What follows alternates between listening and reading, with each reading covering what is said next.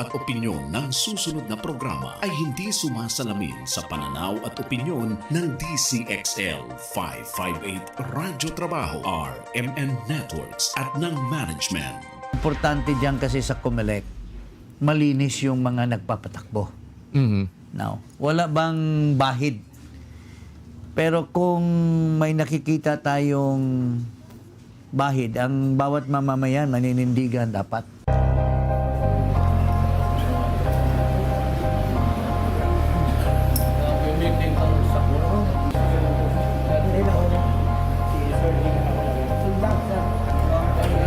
Sir, how are you, sir?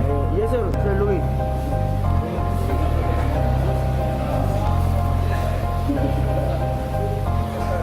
Ito si Jing, Paras. Yan po.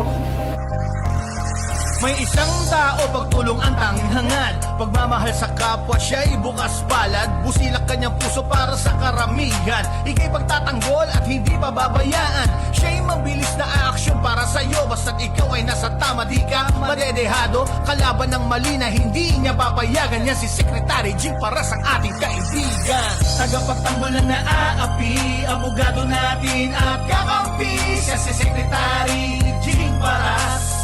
Ipa-Rush Kay Paras. Basta ikaw ay nasa tama, ika'y kanyang ipaglalaban. Totoong tao, mapagkakatiwalaan. Ipa-Rush Kay Paras. Ang nais lamang niya ay makatulong sa lahat. Malasakit na tunay na karapat-dapat sa tao na hindi makatwirang katarungan. Biktima ng korupsyon ay kanyang ipaglalaban. Prangkang tao na wala paligoy-ligoy. Kapag siya nagsalita, umatras ka na boy. Totoong tao, mapagkakatiwalaan. Tunay na kaibigan na hindi ka iiwanan. Tagapagtanggol na naaapi, abogado natin at kakampi. Siya si Secretary Jing Paras. Ipa-Rush Kay Paras. Basta ikaw ay nasa tama, ika'y kanyang ipaglalaban. Totoong tao, mapagkakatiwalaan. Ipa-Rush Kay Paras. Tagapagtanggol na naaapi, abogado natin at kakampi. Siya si Secretary Jing Pero sa halip ng ito lahat, Ipa-Rush ay Kay Paras. mayroon namang isang mabuting tao. Ika'y kanyang ipaglalaban. Totoong tao, mapagkakatiwalaan. Ipa-Rush Kay Paras. But the President can be very sure that in the coming days, we will fiscalize. Pag may nakita tayong masama, we will raise our voice because that is the essence of our presence here. Ipa-Rush Kay Paras. Good afternoon, Pilipinas. Ito po inyong lingkod, Ado Paglinawan. Nagpupugay na isang napakagandang good afternoon sa inyong lahat. At again, nag-iisa po tayo ngayon at in behalf of Secretary Jing Paras and Radyoman Saludar, ay magbibigay po tayo ng mga komentaryo ukol sa mga issues na napipinto at bumabagabag sa ating kapaligiran. At meron pong binilin sa akin na simulan ko daw ng yung yung video ni Banat Bay. Handa na ba tayo? Kung ma-play natin yan, ay dyan tayo magsisimula ngayong araw na ito. Alam nyo mga kabansa, medyo excited na ang lipunan kung ano ang sasabihin ng ating Pangulo sa darating na Lunes dahil ito ang State of the Nation Address, mga kabansa, no? At habang hinihintay natin yung video ay pumunta muna tayo sa ibang mga issues. Alam po ninyo mga kabansano, ako'y press attaché ng Philippine Embassy in Washington, D.C. Tinalaga po tayo ni Presidente Corazon Aquino na on a concurrent capacity together with Ambassador to the United States, Emmanuel Pelaez, ay tauhan, no? Bukod doon sa Washington, D.C., ay itong permanent Philippine mission to the United Nations dyan po sa New York. No? So pagdating po dito sa United Nations ay medyo masasabi naman natin dahil halos 3 taon din tayo doon, no? Dahilan po bago ma-assign si Claudio T. Hanqui ay nagsilbi kami doon ni Ambassador Pelaez ng 1 taon, mga kabansa. At after 1 year ay bumalik kami dahil sa pagkamatay ni Ambassador T. Hanqui. Biglang-bigla. At hanggat hindi pa ho dumarating yung kapalit niya dahil natagalan bago magkaroon ng bagong ambassador sa UN na si Sigfrid Ordonez, ay pinatao na naman kami doon. At humingi pa ng tulong si Sigfrid ng mga 6 to 9 months thereafter. So kabuuan po ay nagsilbi tayo sa Permanent Philippine Mission to the United Nations in New York on a concurrent capacity for 3 years. No? Kaya po pagdating sa UN ay masasabi natin na yan ay nasa talukab ng ating mga kamay. Ika nga. Kaya ako'y nagulat, mga kabansa, noong si Juan Miguel Zubiri ay magkumpirma, no, ng suporta dito sa proposal na i-elevate sa United Nations General Assembly ang 2016 Permanent Court of Arbitration ruling. Alam po ninyo, mula noong July 12 ay nagsiselebra ang mga American boys sa ating society, at ito pong mga tinatawag namin na pseudo-scholars o mga jukebox scholars or geopolitical karaokists, no? Dahil kung ano po ang ibigay sa kanilang talking points ng Estados Unidos, ay yun ang kanilang pinatutungkulan at yun ang kanilang Biblia at yun ang kanilang binabasa sa ere, sinusulat sa mga artikulo, sa hindi na binigyan ng kahihiyan ang Pilipinas. So, ito po ay tinatawag kong intellectual bankruptcy, no? Na ang definisyon ay ang paglalayag, hindi na para magdebate ng mga issues in good faith, no? But instead ay magsinungaling, baluktutin, mag-name calling, mag-target, and mag-destroy with any means possible. Ang mga sinundan po ni Zubiri dyan ay walang iba kundi si Francis Tolentino, Risa Hontiveros, at J.B. Ejercito. Na obvious naman ay hindi nila alam kung paano magtrabaho ang United Nations, no? Pero gusto lamang nilang i-SS i-exacerbate ang isang subject matter na ako ay nagdududa kung kanilang nabasa o naintindihan. Alam po ninyo, maraming mga gustong magkomento dito, at sila ay nagpapanggap ng mga expert. Pero hindi naman ho nila nabasa ang treaty law na United Nations Conventions on the Laws of the Seas. No? At yung 2016 PCA Arbitral Tribunal, ang dami nagko-komentaryo dyan, hindi pa nila nababasa yan. No? Para simulan, mga kabansa, ang pag-akyat nito sa UN General Assembly ay isang katawa-tawang step.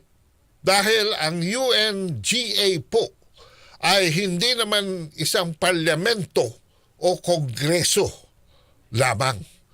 And it's not even a formal source of law. Its main function is not really legislation, but coming out with resolutions that maaaring magpatibay at magbigay ng otoridad, pero opinion lamang ng mga estadong gumaganap on a specific subject. Pati po ang Estados Unidos continue to treat the General Assembly resolution, yung mga ipinapasa ng UNGA, na hindi naman ito authoritative sources of international law. So hindi ho yan katulad ng ating Kongreso na naglilimbag ng batas at pag pinirmahan ng Pangulo ay nagiging binding sa lahat ng Pilipino, sa lahat ng citizens of the country. Ano po, mga kabansa? Yan po ay isang political body na mayroong advantage dahil open at walang limits ang diskurso diyan. At ito ay nagsisilbi ng isang function bilang isang forum para sa expression ng momentary indignation. Yung pong mga tipong sa feeling nila ay sila'y mga estadong naaapi ng mga mas malalaking estado, o di kaya ay pag-discuss ng mga malalalim na mga sentimiento. Pero ang lakas po ng General Assembly as a political body also means its weakness. No? Ang kanyang lakas ay as a political body ay nagsisilbing kanyang kahinaan as a legislative body. Bakit po?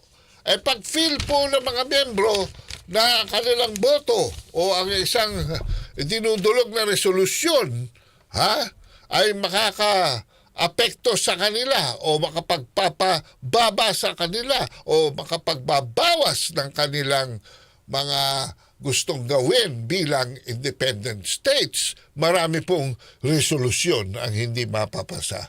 Marami pong resolusyon ang hindi pagbobotohan. Ayan. So, ang nangyari kasi, ito si Subiri, Tolentino, Hontiveros at Ejercito, mga kabansa, ay naging excited noong 16 na miyembro ng European Union ang nag-express ng kanilang suporta sa 2016 PCA ruling na ito pong mga amboys ay sineselebrate ito for the 7th year dahil ito ay pinasa noong July 12, 2016. So, immediately, nag-issue si Hontiveros ng isang press release na nagsasabi, by ignoring, ito po ang quotation, by ignoring the growing consensus around the Philippine victory in the arbitral ruling, the Chinese government further isolates itself from the international community. Ito po ay isang abuso sa mga taong hindi naman nakakaintindi at hindi naman nakasumusubaybay sa mga talakayan diyan sa South China Sea. Anong international community ang pinagsasasabi niya? Nung pong italaga ang 2016 PCA ruling at ito'y nirelease na nga noong July 12, 2016, 147 po ang hindi naman pumansin dyan. 147. Dinedma yan, mga kabansa. 7, including Taiwan, ay nag-register pa ng oposisyon. At yung pong natitirang 33 mga ibang bansa, ay inacknowledge ang ruling, pero hindi naman ito tumawag for compliance or enforcement. So, nangangahulugan lamang na itong international community na binabatbat ni Hontiveros out of just 16 members of the European Union plus another one the United States, ay matatawag nyo bang community? Matatawag nyo bang international community yan? Lalabing-pito lamang yan. Bukod dito, ang Estados Unidos ay hindi pa membro. Alam nyo ba yon, mga kabansa? Hindi pa ito membro ng United Nations Convention on the Laws of the Seas. Dahil hindi po niratifika ng Estados Unidos. Pumirma sila, pero hindi sila bumalik. Hindi na ho nila niratifika hanggang dumating ang deadline. So, barado ang kalsada papunta sa UN General Assembly. Wala ito magiging saysay, at mamaya sasabihin natin kung bakit ito ay lalo pa tayong mapapahiya. Paano naman itong kalsada papunta sa UN judicial system? Dito po sa tinatawag nating International Court of Justice. Ayan. Ano ba ang role nitong ICJ? Ang role po ng ICJ ay mag-settle in accordance with international law legal disputes submitted to it by the states. Ano ang magiging base ng international law? Dalawa po ang pinanggagalingan ng international law. Yung batas ng mga nasyon o mga nasud, kayo mga Cebuano, mula pa nung simula ng sangkatauhan, no? Diyan po, nagkaroon ng kilusan, nagkagera, itong A, nilusob ang B, naging C, yung C, naglusob ang D, naging A, B, C, D siya, nag-form siya na kung ano, no? Pero later on, nabuwag yan and all that stuff. Pagdating po sa kasaysayan, yan po ay hindi static. Yan po ay kumikilos. Katulad po na nangyayari ngayon sa Ukraine, no? Ang Ukraine po ay nabawasan na ng 20% ng kanyang teritoryo. Dahil nagdeklara ang Crimea unang-una umalis sa Ukraine at bumalik sa Russian Federation. Yung pong sa ibabaw, yung tinatawag na Donbas region, no? Dalawa pong probinsya yon, no? Ay kumalas na rin sa Ukraine. At tuloy-tuloy ang kaguluhan dyan mula pa noong 2014.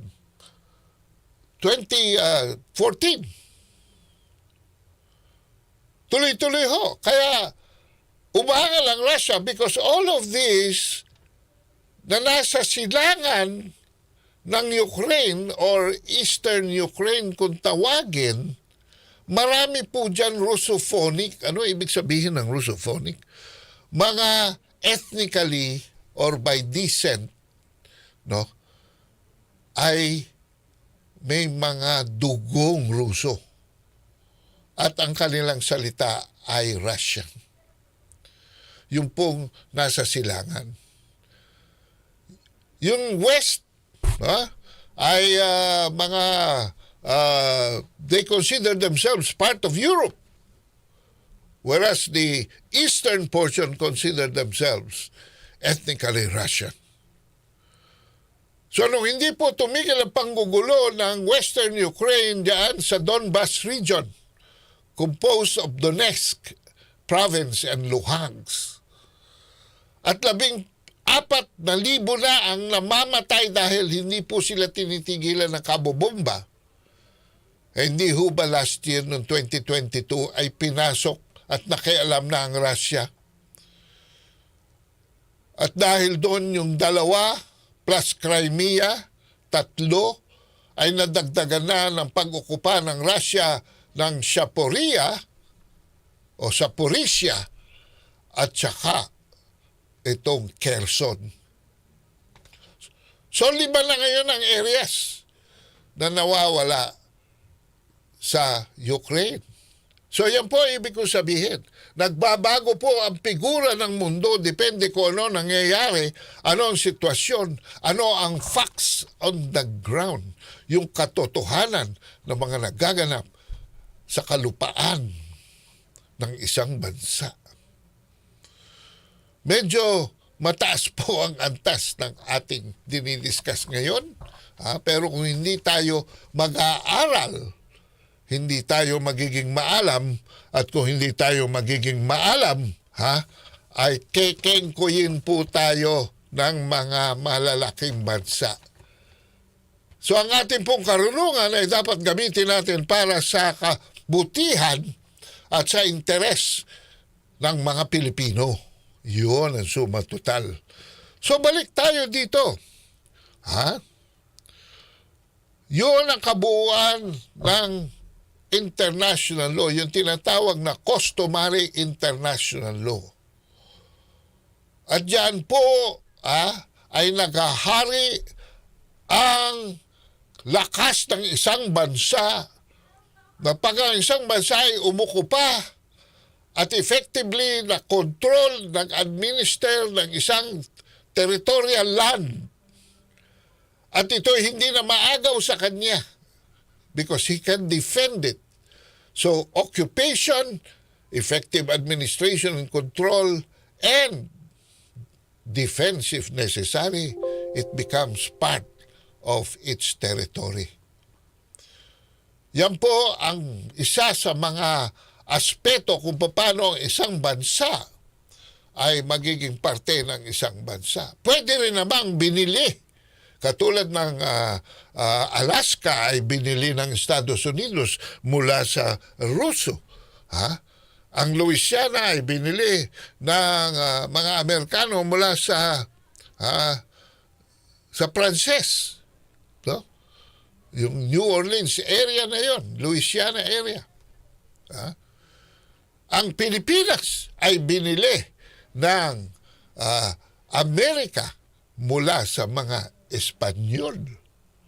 Pwede rin yun by purchase o di kaya ay by accretion, idinagdag na teritoryo. No? Katulad ng Crimea,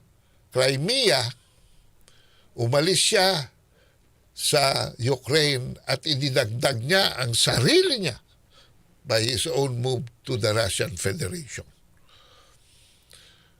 Pero bukod dito mga kabansa, ang mga nasyon ay gumagawa ng mga usapin. At ang mga nasyon ay gumagawa ng mga kasulatan at nagkakaisa kung minsan na gumawa ng isang tratado o treaty. Diyan po ay nagkakaroon din ng pagbabago sa international law dahil because sa mga agreements ng mga estadong nagmembro sa tratadong yan, nababago ang takbo ng kalakaran ng mundo sa pagkilos ng mga nasyon. So, ang International Court of Justice, bukod sa pagsettle ng mga legal disputes ukol sa customary international law at mga tratado, batas, treaty law, ay nagbibigay ng advisory opinions on legal questions referred to it by authorized United Nations organs and specialized agencies. Ayan. Pero ito po ay limitado. Bakit? Kung ang isang member state ay sinabi niya na ayokong sumali dyan, ayokong tanggapin yan, no? Yang jurisdiction na yan, either permanente or on an ad hoc basis, walang magagawa ang International Court of Justice. No? Ito po ang malagim na katotohanan. Pwedeng dalhin ninyo sa United Nations General Assembly, magpasa kayo ng resolution dyan. O di kayo dalhin ninyo sa International Court of Justice at kayo'y humingi ng interpretasyon ng International Court of Justice na sinasabing pwedeng maging binding and final at hindi na pwedeng i-apela once magdesisyon ng ICJ.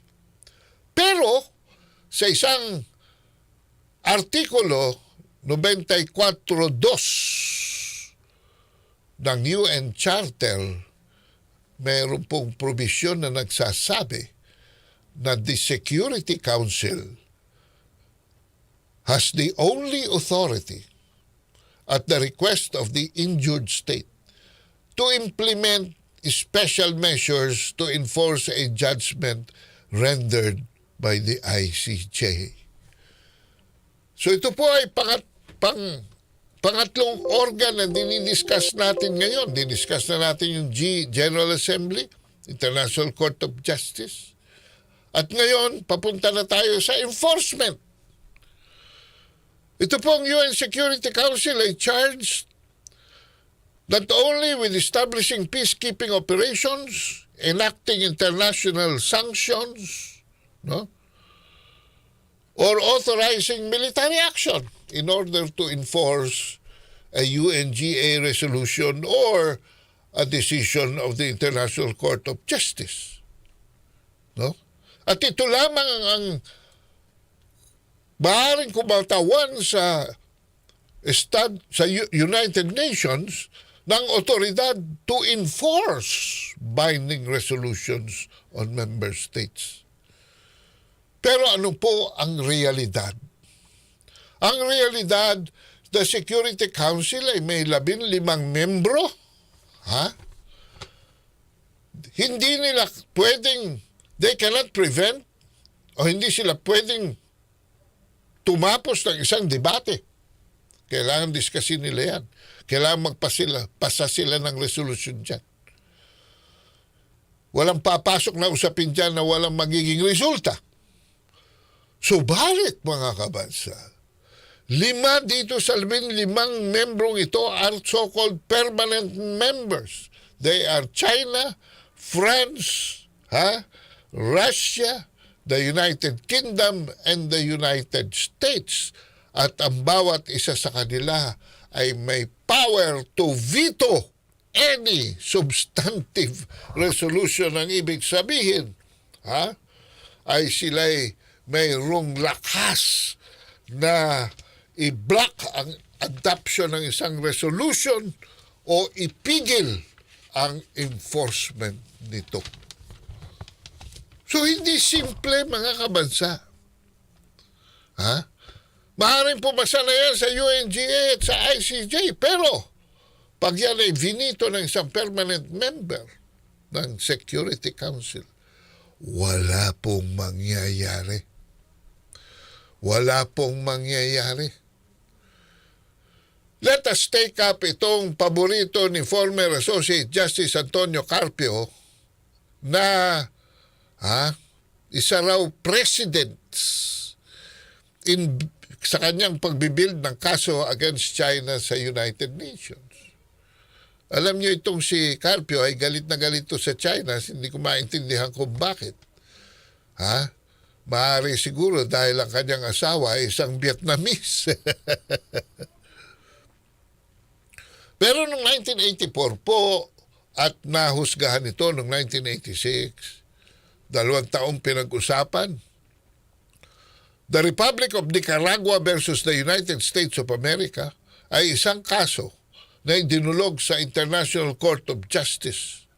At nagdesisyon ang International Court of Justice na ang Amerika ay violate ang international law sa pagsuporta ng mga contras.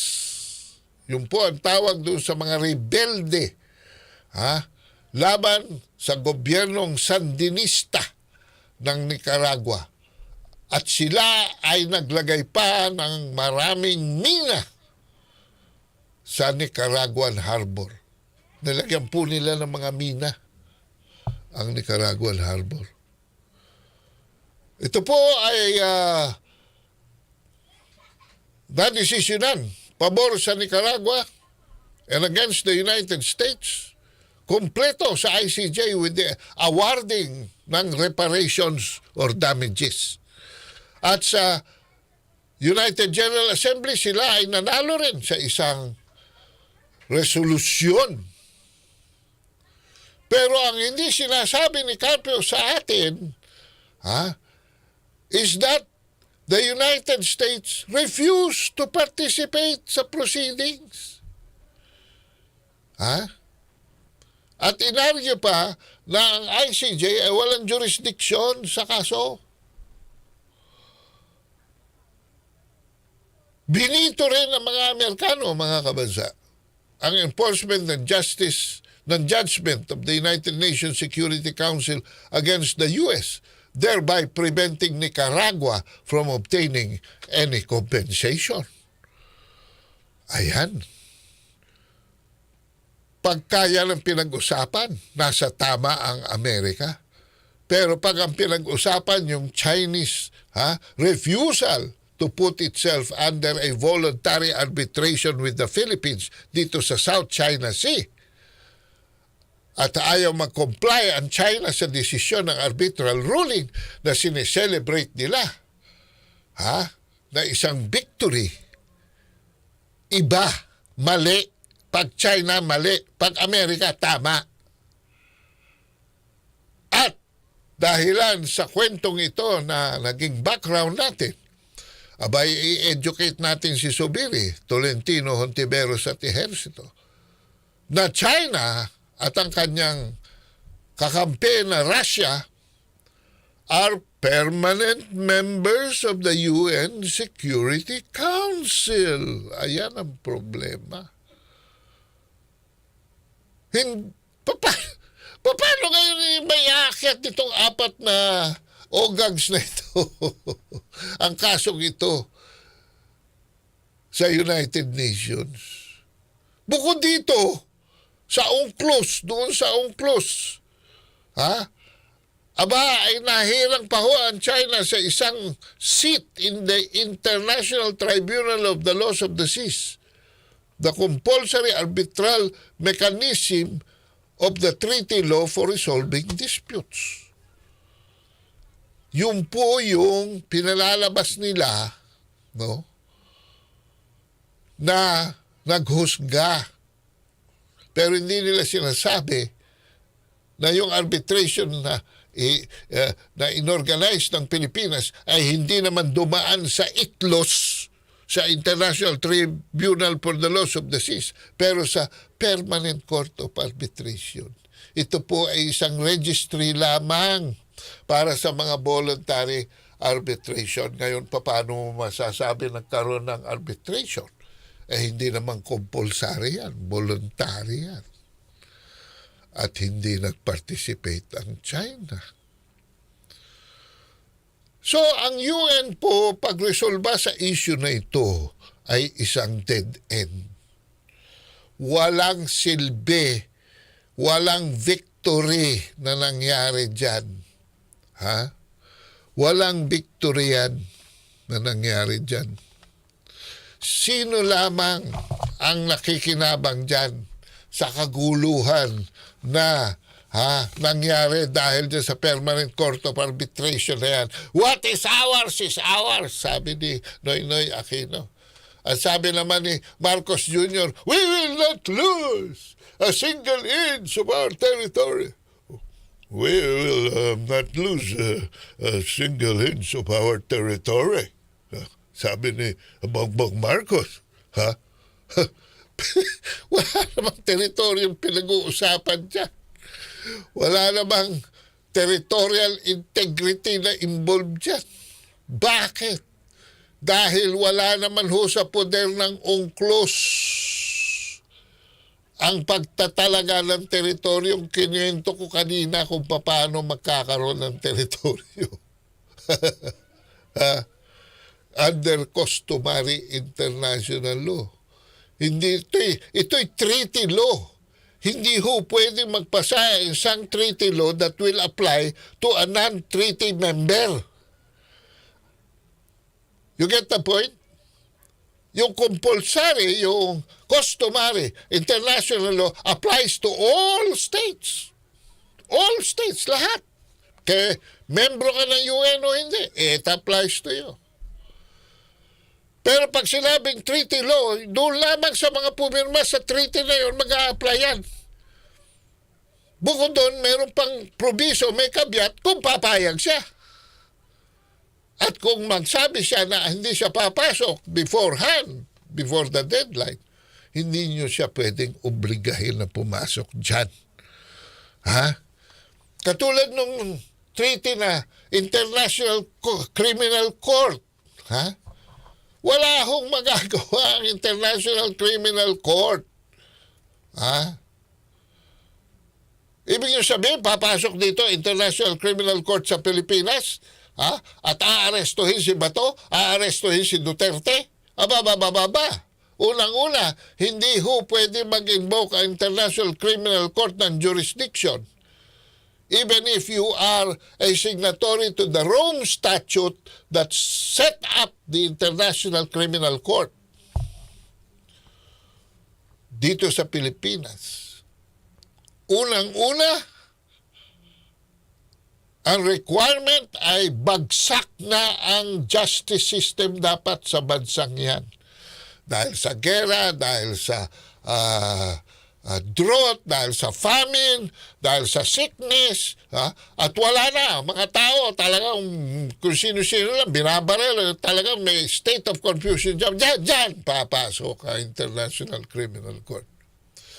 But our criminal courts locally are working.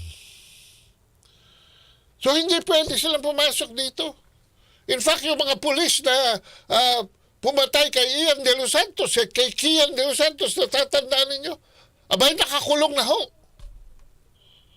Ha? At may mga police officers, some of them were even generals who lost their positions because they were litigated. No?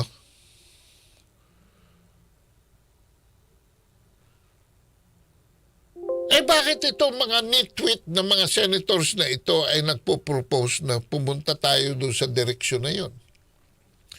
Sino ba magbe-benefit from such a useless endeavor, mga kabansa? Kung hindi itong paggagamit ng legalismo at ng propaganda ng Amerika para itulak ang agenda niya sa buong mundo. O yan. Alam niyo ba na ang Amerika nagpasa ng America Competes Act, kung saan ito ay nagtalaga ng kalahating bilyong dolyares, $500 million, just to quote-unquote compete with China in terms of lawfare, paggamit ng batas sa panggugulo at information war, paggamit ng impormasyon sa larangan ng gera. Walang putukan. Puro kasinungalingan, puro kabaluktutan, puro katulad nito, panluloko, pampiprema. Mula pa ho ng Commonwealth, sumakay na Amerikano sa likod ng pag-ibig ng mga Pilipino para sa politika. Polemics. Yung tinatawag sa Biblia na pointless disputations and endless strife and conflict. We are a nation of Mariteses and Marisols. Mga kabansa, we love to talk to death, and that's why our people are poor. Tingnan niyo yung mga nasa Kongreso. Hearing dito, hearing doon. In aid of legislation daw, pero actually in aid of re-election perhaps, or in aid of image building. or in aid in support of a vested interest. In the case of the arbitral ruling, the Philippine government still has to explain to the people kung paano ginastos ni B.S. Aquino, BS, ibig sabihin ho niyan Benigno Simeon, at ni Albert del Rosario between 2013 and 2016 over $1 billion of the people's money, kung saan 350 million pesos ay napunta lamang sa bulsa ng mga Amerikano at mga British lawyers to stage a mock arbitration framing China's 9-dash line as having no legal basis. Yun lang ang gusto nila dun na makuha. A statement, a phrase, 9-dash line, no legal basis. Yun lang ang bottom line ng Amerikano. Ha? Pero ang hindi ninyo naiintindihan ay kasama tayo sa mga winalist ng Amerikano dyan. Kasama rin ang Vietnam. Because Vietnam and China claims for the entirety of the South China Seas to be their territory, and we claim a portion of the Spratly Islands to be our Kalayaan Island Group, na pinasa ni Presidente Marcos Sr. noong 1978 as Presidential Decree 1596 at dinemarcate ng baselines ng longitudes and latitudes sa isang halos kwadradong polygon dyan sa bandang kaliwa ng Palawan. So tatlo ang nagkiklaim ng territory dyan. At kung yan ay territorial waters, ibig sabihin, walang makakaraan dyan, mga kabansa, nang walang permiso ng may-ari ng teritoryong yan. Tayo, sabi tayo ng sabit sa mga Amerikano. Yes! Yes, China 9-dash line has no legal basis. We agree. Yan ang sila sabi ni Benigno Aquino. At yun ang mukhang pinalalabas ni Presidente Marcos Jr. Pero alam nyo ba? Alam nyo ba na just as, number one, the arbitral ruling said that China 9-dash line as having no legal basis, sinabi rin niya at nag-rule siya sa paragraph 574 at sinabi niya the Philippines could not declare archipelagic baselines around the Spratly Islands. Wow! Wow! So kung tatanggapin natin ang arbitral ruling on the basis of its declaration on the 9-dash line, hindi naman natin pwedeng hindi tanggapin ang kanyang paragraph 574 na nagsasabi the Philippines could not declare archipelagic baselines surrounding the Spratly Islands. So kung yan ay victory, kiss the Kalayaan Island Group. Goodbye, mga kabansa. Pag dinala ni Subiri, Hontiveros, Ehersito, at Tonto Tolentino ang kasong ito sa United Nations, mawawala ang Kalayaan Island Group claim ng Pilipinas as far back as 1978. So how can that be a victory when we stand to lose territory? Alam niyo po ang kabuuan ng Pilipinas, ay 1.2 million square kilometers. Ano ang breakdown nito? Huwag na muna nating isama yung Benham Rice sa kanan. 300 square kilometers of land. At mas malaking katubigan, 680,000 square kilometers of territorial and inland waters. Ito pong 980 square kilometers na ito ay namana natin sa Treaty of Paris and eventually became ours on June 18, 1898, our Declaration of Independence. Although administratively binigay sa atin yan ng Estados Unidos noong July 4, 1946. Yan, mga kabansa, ang katotohanan. Yun yung namana natin. Pero when Marcos made the stake to claim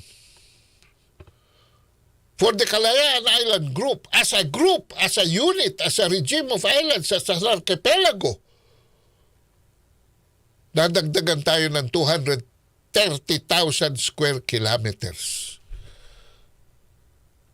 Ayan na sinasabi ninyo na what is ours is ours.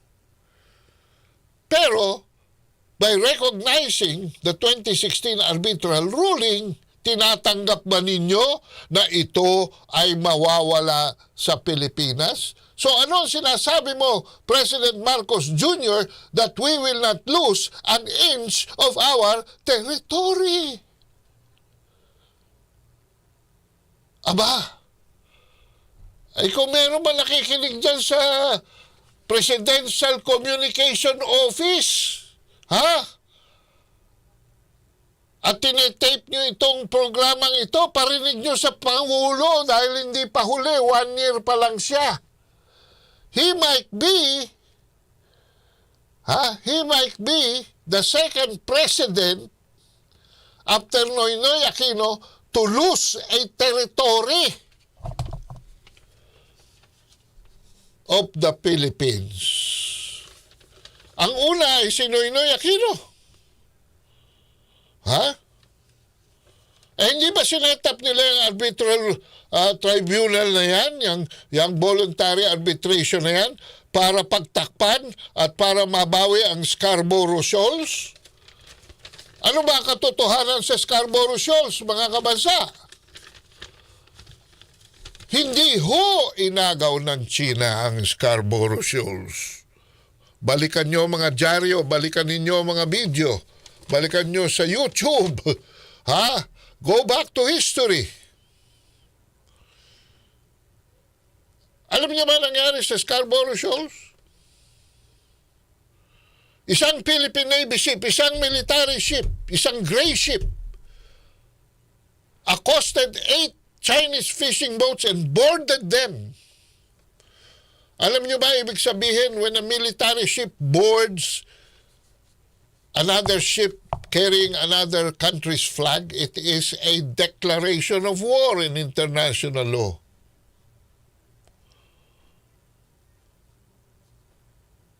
May dumulog na 2 China Coast Guard. Ang Coast Guard po ay white ship. They are civilian. They're not military. They're civilian law enforcement ships of another country. Nagkaroon ng standoff. Ano nangyari? Paano nalipat sa China ang control ng Scarborough Shoal?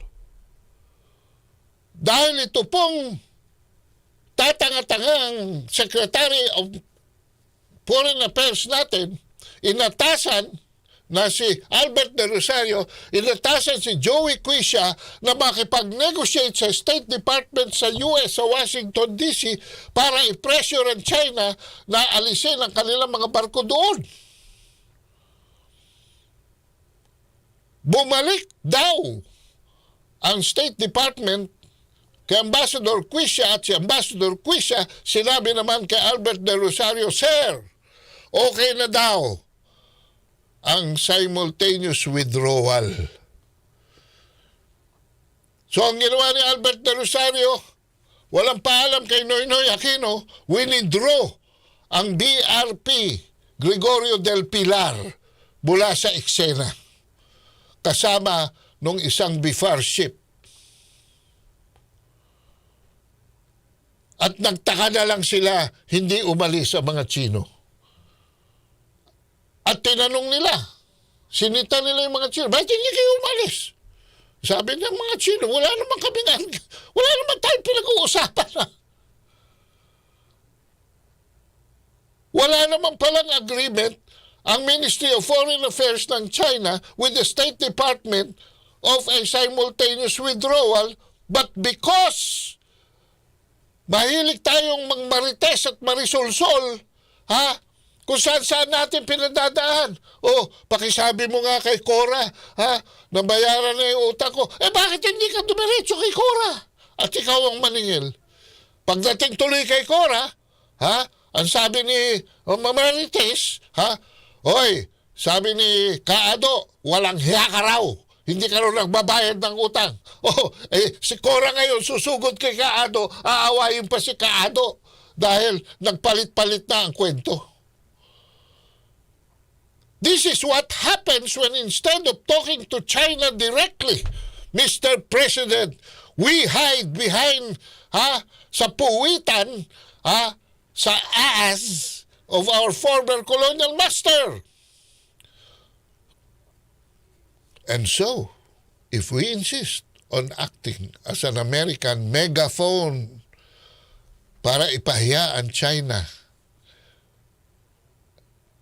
instead of talking to them through bilateral negotiations and discussing common ground on how we can use these features for the benefit not only of the Filipinos but the Chinese, not only of the Chinese fishermen but of the Filipino fishermen, not only of the Filipino explorers of oil and gas, but also of the Chinese, and perhaps even involving Vietnam. If we insist on acting as American subalterns, we will never recover the Scarborough Shoal.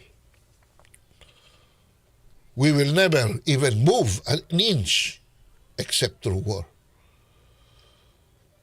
And when China, which considers itself the whole of the South China Seas as their territory, enforces their control of the territory, galit tayo pag nakakasalubong natin sa South China Sea ang mga Chinese at sinasabi natin binubuli tayo. Oh my God. Anong klaseng utak meron dyan?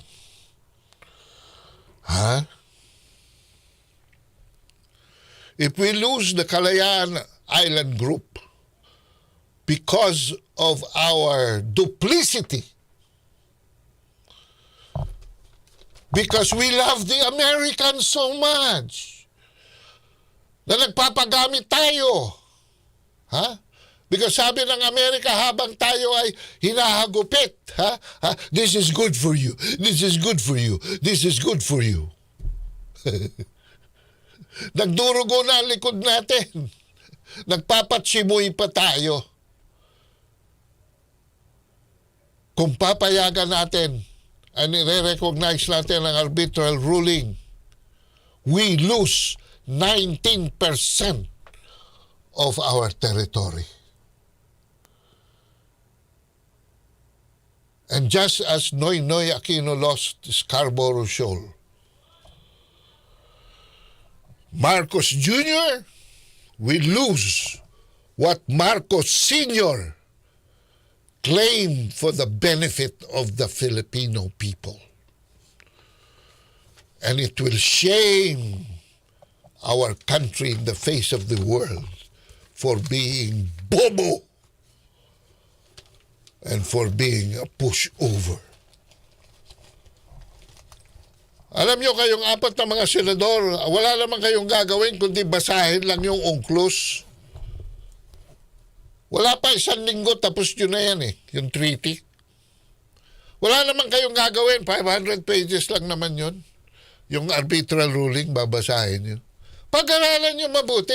Hindi yung banat kayo ng banat dyan. Naku, nakalimutan ko tuloy si Banat Pay. Anyway, sa Martes na lamang po yun.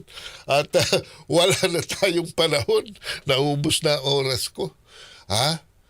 Pero wag po tayong masyadong magpapabudol-budol.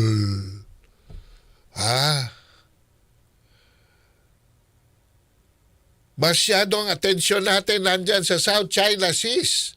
Hindi pa natin nadidevelop yung Benham Rice. Samantalang yung Benham Rice, binigay na po sa atin buong-buo ng United Nations Commission on, ayan.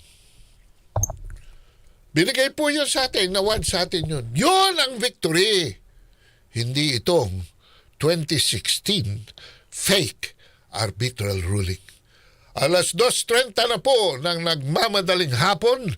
Maraming salamat sa inyong lahat, and in behalf of Secretary Jing Paras and Radyoman Saludar, ito po inyong lingkod, Ado Paglinawan, ang maestro, nagpapaalam na. Sumainyo ang isa na namang edisyon ng Ipa-Rush Kay Paras. Ipa-Rush Kay Paras. Pinalakay ang mga nagbabagang isyu tungkol sa galaw ng ating pamahalaan at ang epekto nito sa taong bayan. Laging abangan tuwing Lunes hanggang Biyernes, ganap na 1:30 hanggang alas 2:30 ng hapon. Pakinggan at panoorin natin ang programang Ipa-Rush Kay Paras. Ipa-Rush Kay Paras. Mabilis umaksyon dito sa RMN DZXL 558.